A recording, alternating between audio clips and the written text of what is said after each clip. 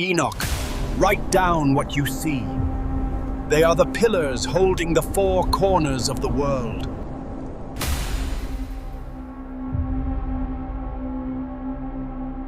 Let us sleep with the daughters of men. They are so beautiful. Yes, the Lord will not know.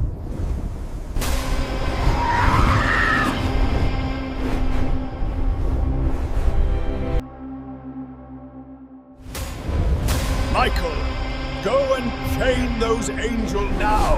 They have defiled themselves.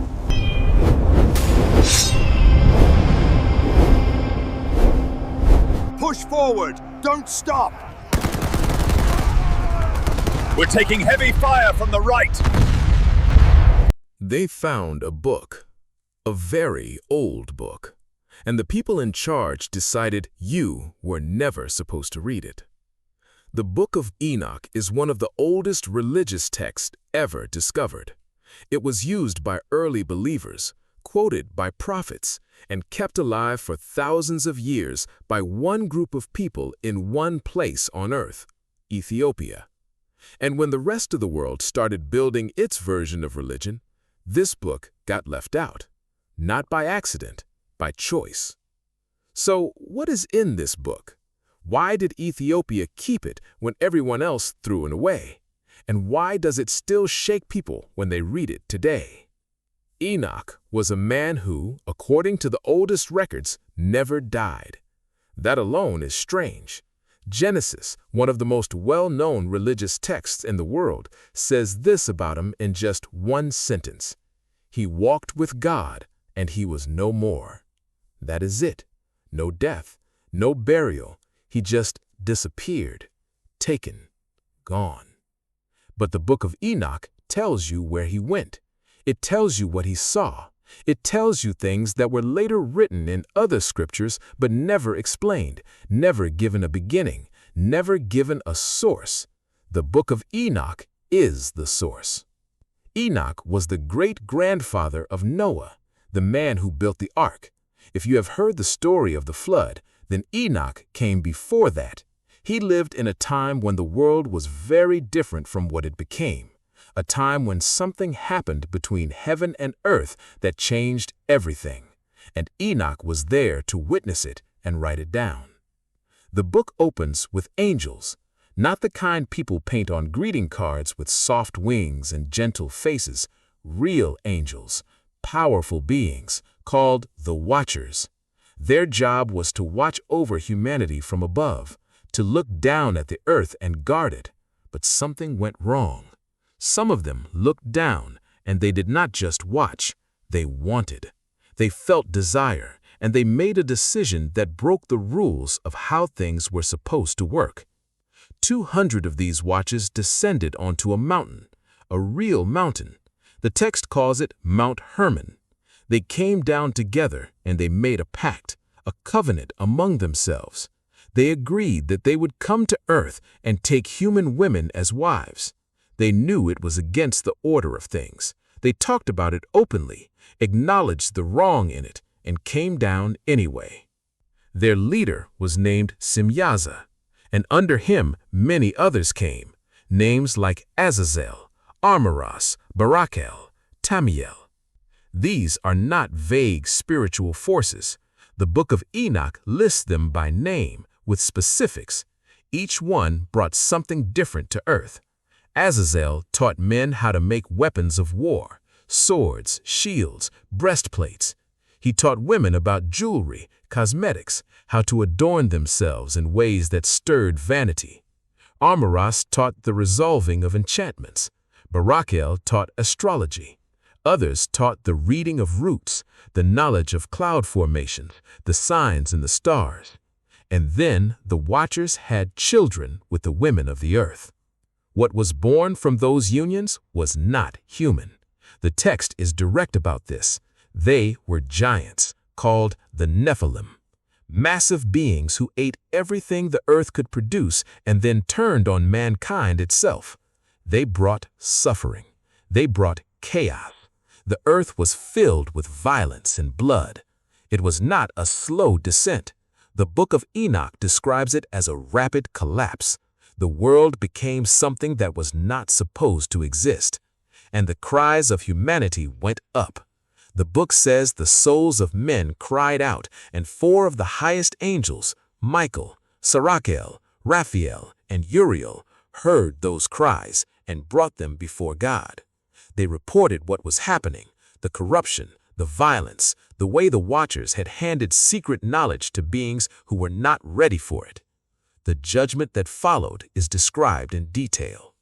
Raphael was told to bind Azazel hand and foot and throw him into darkness under the desert to wait there until the day of judgment. Michael was told to destroy the children of the Watchers and to imprison the Watchers themselves in the valleys of the earth. Gabriel was told to stir the Nephilim against each other so that they would destroy themselves in war, and then the flood would come to clean what remained. This is the backstory behind Noah's flood. This is what the Book of Enoch says the flood was actually about. Not just rain, not just water. It was a reset, an erasure of a world that was contaminated by something that was not supposed to happen. Now, here's where it gets interesting. These same names, Michael, Raphael, Gabriel, appear in scriptures that billions of people consider holy today. The story of fallen angels, of the Nephilim, of spiritual beings in chains waiting for judgment, of the Son of Man as a pre-existent figure, all of this runs through early Christian writing. The Book of Enoch was not hidden from early believers. It was widely circulated. After Enoch witnesses the judgment on the Watchers, he is taken on a journey. And this is the part of the book that the church found most difficult to manage. He is carried through different parts of creation. He sees 7 mountains. He sees the ends of the earth, the foundations of the stars, the place where the winds are stored. He sees a deep abyss, a dark and terrible place, and is told this is where the spirits of the dead wait. He sees a place that is empty and frightening, and is told it is for the souls of those who died before their time, including the souls of the Nephilim who killed each other. He sees the garden where the great tree stands, the tree whose fruit was never to be touched until the great judgment. He sees the place where the righteous dead wait in brightness and joy, and he sees the place where the sinners are held in darkness and pain. In another section, Enoch is shown the storehouses of thunder, of lightning, of frost, of hail. He sees where the sun enters and exits. He sees the gates of the winds, 12 in number, and is told how each wind behaves and what it brings to the earth. This part of the book reads almost like a scientific text about the mechanics of weather and seasons. The angel Uriel serves as his guide, walking him through cosmic laws, showing him that everything in creation operates on a fixed order, that the stars do not deviate, that the moon does not change its course, that only the actions of men and fallen beings break the natural order. Then Enoch is shown the heavens, not one heaven, multiple. And what he sees there is a throne room that reads more like a vision than a statement. A wall of crystal, a floor of hailstones, fire burning everywhere, and yet inside the fire, a deep cold silence. And on the throne, a being so immense that Enoch falls on his face and cannot look. He says he sees the head of days, the ancient of days. And the text describes this presence in terms that still shake people when they read them today, not because they are trying to scare you, but because Enoch himself is clearly shaken, clearly overwhelmed, clearly writing from real experience, even if that experience goes beyond what language can hold. The book then shifts to what scholars call the parables or similitudes of Enoch. This section introduces a figure called the Son of Man, not a vague future symbol, a specific being. Enoch sees this figure seated at the throne, given all authority, all judgment, and a name above all names. He is described as existing before the sun and the stars were made, hidden in the presence of God before creation began, and at the appointed time, he will be revealed to the world and will judge the kings and the mighty of the earth. The kings and the powerful of the earth, the book does not spare them. Enoch sees their faces when they recognize this Son of Man figure. They are filled with terror because they spent their lives trusting in their thrones, their gold, their armies, and none of it helps them in that moment. The Book of Enoch is ferocious about power and justice. It is not gentle. It does not say the wealthy and the oppressive will eventually face consequences in polite terms. It shows you the scene. It puts you in the room. These men who crushed others beneath them, who denied justice to the poor, who worshipped their own strength, they see what's coming and they beg for more time. They don't receive. This is part of why the book is dangerous, not because it is evil, because it is honest about power. The Epistle of Enoch, which forms the later portion of the book, is a letter written to future generations, to people living at the end of time. Enoch did not know who they would be. He wrote to them anyway. He tells them not to be afraid of what they see around them. He tells them that the wicked who prosper in their time will face a reckoning. He tells them to hold on to righteousness even when it brings them suffering. And he speaks to the wealthy directly, with a fury that is almost uncomfortable to read. He calls out those who build wealth through the labor of others and give nothing back, those who eat and drink and celebrate while the workers who made their wealth go hungry. He says they are storing up judgment for themselves, not treasure. Now let us talk about why this book is not in the Bible most people read today. The early followers of the faith used the Book of Enoch extensively. The New Testament letter of Jude quotes it directly, almost word for word. The concept of fallen angels, of the Nephilim, of spiritual beings in chains waiting for judgment, of the Son of Man as a pre-existent figure, all of this runs through early Christian writing. The Book of Enoch was not hidden from early believers. It was widely circulated. But as the church became an institution, as councils formed and decisions were made about which text would be official and which would not, the Book of Enoch was one of the ones left out. The council at Laodicea in the 300s was among the gatherings where these decisions began to solidify. By the time the biblical canon was formally closed, Enoch was not in it. Why? Several reasons get offered by scholars. One is practical. The book is long and complex and does not fit neatly into the narrative structure of the texts that were chosen. Another is theological. The similitudes section, with its detailed portrayal of the Son of Man as a pre-existent cosmic judge, makes certain claims that some early church leaders found difficult to control, difficult to explain within the framework they were building. It is too specific, too detailed. It does not leave enough room for interpretation. Some historians argue the main reason is simpler and more uncomfortable. The Book of Enoch is relentlessly focused on justice for the poor and judgment for the powerful. Early Christianity, once it became aligned with the Roman Empire under Constantine in the 300s, had a problem. The faith was now being run by the same kind of people the Book of Enoch condemned without mercy. That is a difficult text to keep circulating freely when the institution you are building is made up of powerful, wealthy men. Whatever the exact combination of reasons, the book disappeared from the libraries of Europe and the Middle East, lost for over 1,000 years to the Western world. But Ethiopia kept it. The Ethiopian Orthodox Church is one of the oldest Christian churches in the world. Christianity reached Ethiopia in the 300s, carried by a man named Frumentius, who came from the region of Tyre. But Ethiopian religious history goes back further than that. There are connections in the Bible itself. The Queen of Sheba, her visit to Solomon, the story of a son named Menelik, who is said to have brought the Ark of the Covenant to Ethiopia. Whether every detail of that story is literal or not, What it points to is a long, deep connection between Ethiopia and the oldest layers of this faith.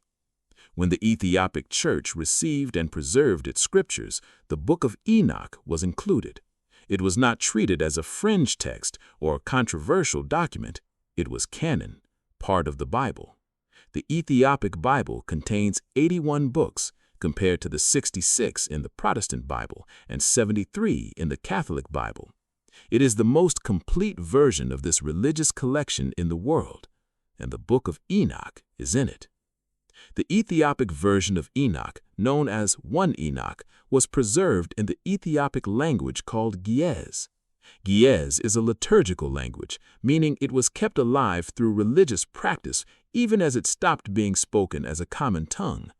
The priests and monks of the Ethiopian Orthodox Church kept this language alive specifically to preserve the texts written in it. The Book of Enoch was one of those texts. For over 1,000 years, the Western world had no idea this book still existed. Scholars knew it had existed in the past because of the references to it in other texts. Jude quoted it. Other early writers mentioned it, but the original was gone, as far as anyone in Europe knew. Then, in 1773, a Scottish explorer named James Bruce traveled to Ethiopia.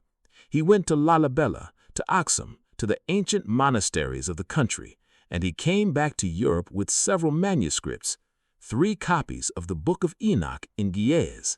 He brought them to libraries in France, Scotland, and Oxford, and the academic world slowly began to comprehend what they were looking at. It took until 1821 for a full English translation to appear.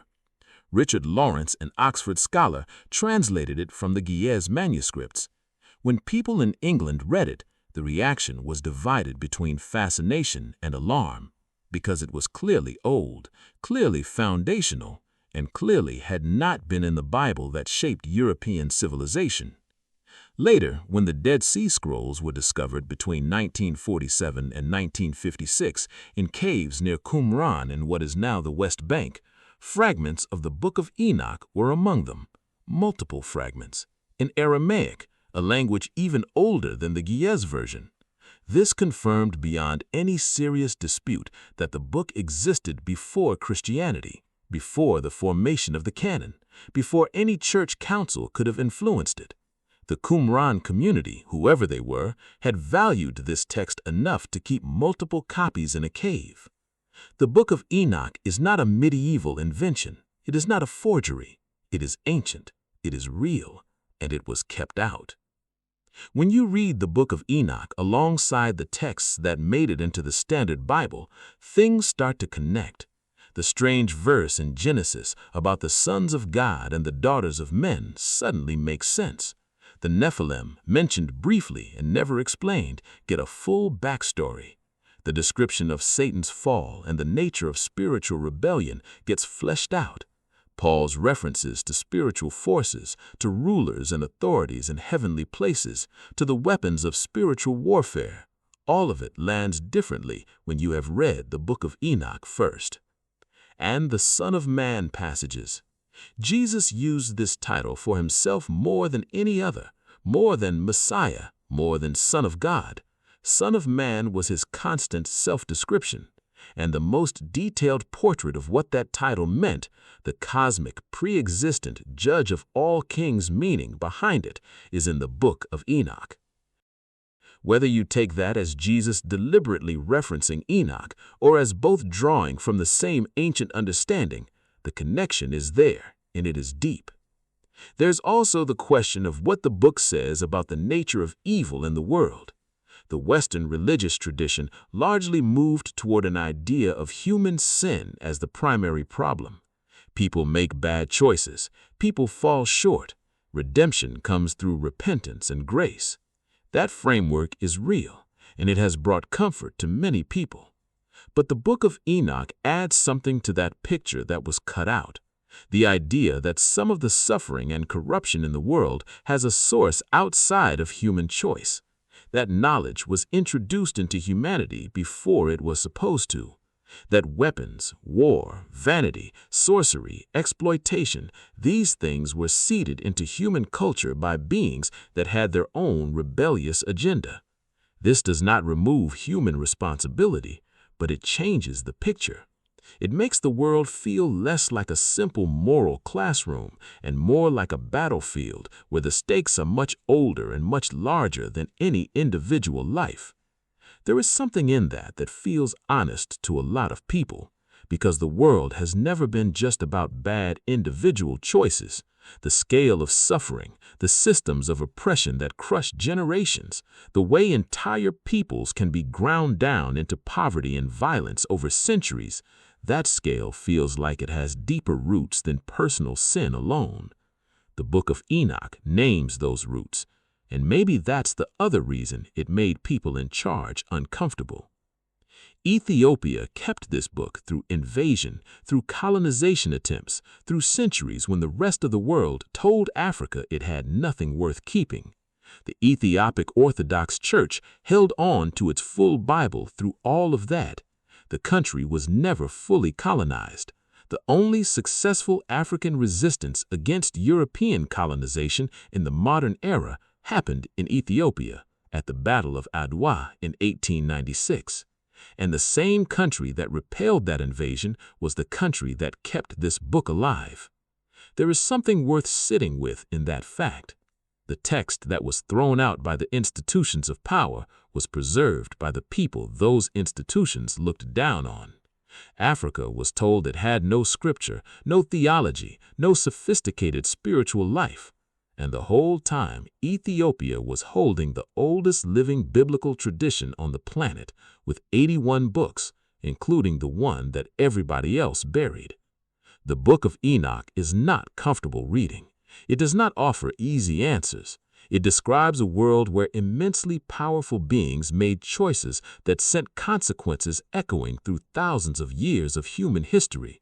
It describes a judgment that is coming for the powerful and the unjust that will not be negotiated away. It describes heavenly realities that are so far beyond normal human categories that Enoch himself can barely find words for them. And it was written by a man who, according to the text, was standing in those realities with his own feet. You can reject all of that. You can read it as mythology or poetry or ancient imagination. That is a valid position. But you should read it. You should know what was in there. You should know what was taken out and why. Because the decision to exclude a text is never a neutral act. Someone made that choice. Someone decided what you were allowed to have access to.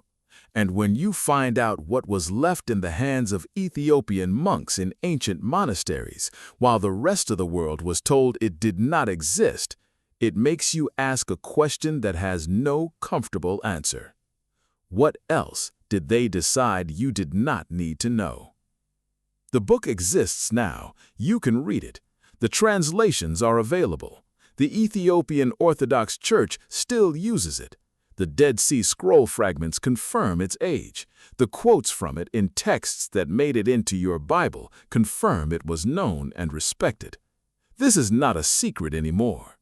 But for a very long time, it was. And the country that kept the secret safe, the country that held the oldest living biblical tradition on the planet, the country that was never fully broken despite everything thrown at it, was in Africa. That is the story. That is where this book came from and why it almost did not survive. Ethiopia kept it, and now you can read it.